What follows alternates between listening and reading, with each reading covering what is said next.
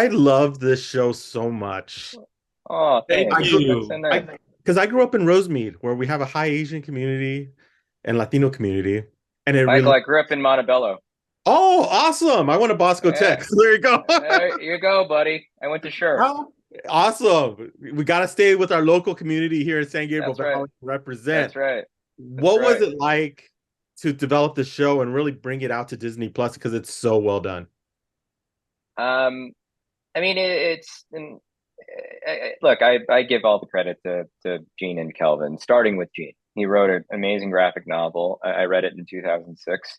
It stuck with me, and I kept trying to get him through his publisher to say yes to it. And 10 years later, he finally did.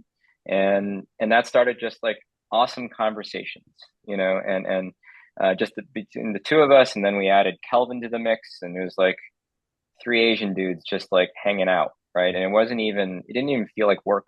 It was like three friends going to dinner or like Asian guy therapy session. And it led to something really beautiful. They created something that was a great nucleus, I think, that let others, when they showed up to be a part of the team, really bring like their story, their point of view, and things to like literally add to it. Like Destin joined, and then our cast, and then we were talking about like even our designers, like our production designer, our costume designer. Like there's part of the house has like actual items from like our production designer's parents' house, for the authenticity. I brought stuff from my parents' house. So it became really just like an amazing work family because these guys came up with a really great, nucleus. Mhm. Yeah, and Gene, when you created this graphic novel, did you ever think it would get to this point where Never, it never. gets to be- No, no. I did this graphic novel as a series of self-published comics. So I would literally make them myself, right? I would write and draw an issue. I'd take it to my local Kinkos. I'd run off copies, staple them by hand, and then sell them at local shows, or there are a couple of local stores that were Yeah. willing to carry handmade comics. Um, and at the time, the dream was eventually someday I want this to be collected into a graphic novel. So that happened. I was very lucky that it happened in 2006. But to go from there to here, where we have a show on Disney Plus that stars two Oscar winners and an international superstar in Daniel Wu, where we got to screen the first episode for President Biden at the White House. It's all been it's been very extra. I think that's the word. Very, very extra. This is Gene Yang's American Dream story, from Kinko's to the White House. Exactly. And what did Yeah. what did President Biden think about? Were you able to get his opinion on what he thought about the show? I haven't spoken to him about it, but he was very complimentary about everything, Mhm. and he couldn't have. It was great. It was really awesome. Yeah, Yeah, he was very gracious. He was so gracious, and yeah, yeah. his speech really did highlight sort of the importance of our community, which I mean, Hmm. for a people group that has felt invisible for so long, it was Hmm. incredibly meaningful.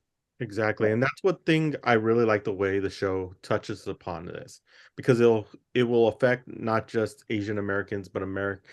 Americans of minority Yeah, descent yeah, Hmm. very hard because we've all gone through yeah. the scenarios. Yeah. How important was it to tell those stories still and keep them in the TV show?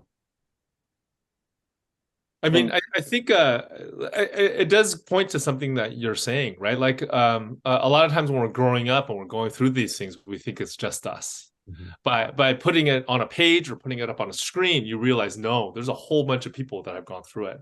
I hmm hear from readers all the time, and they're often immigrants' kids, and their parents will come from somewhere else. Their parents will come from like Nigeria, or they'll come hmm from Mexico, or they'll come from Poland, and hmm the language is different, the food is different, um, but the feelings are the same, right? The hmm feelings are the same, and that's just an incredibly important thing, I think, in moving forward Mhm. in a diverse community. yeah, yeah. Yeah.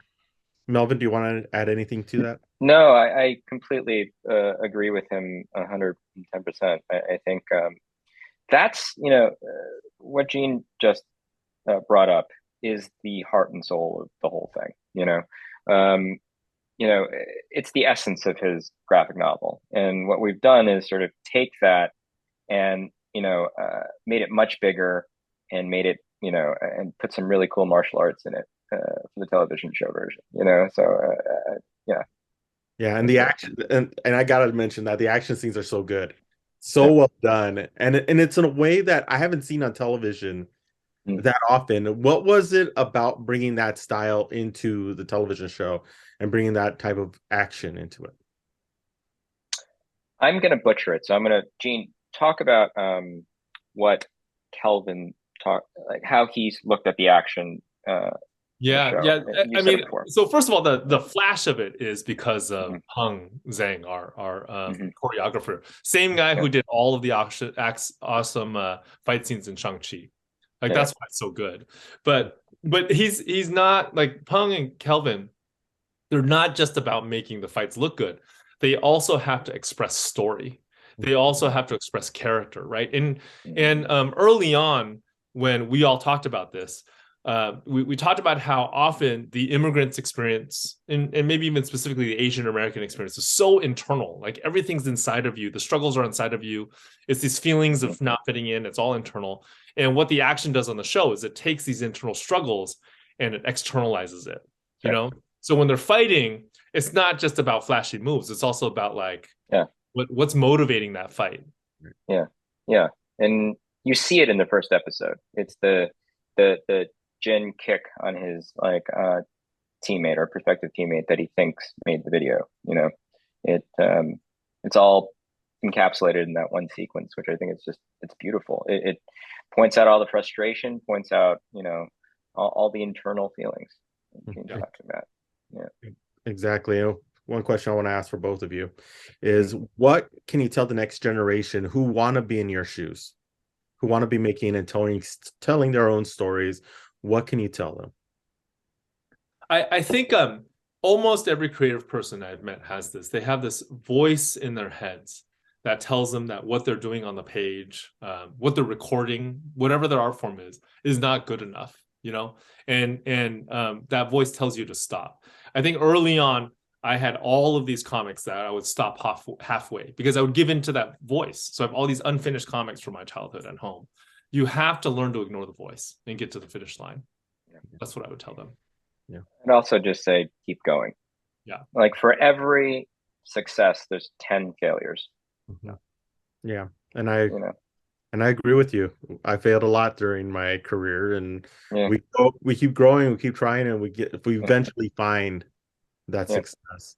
That's right. Thank you so much for stopping with us. I really appreciate it. And it's great to find another Sange guy over here. Yeah, man. Go. Yeah, man. Hey, thank you so much for stopping with us. Thank you, Michael. Thank you, Michael. Nice meeting you. Nice meeting you.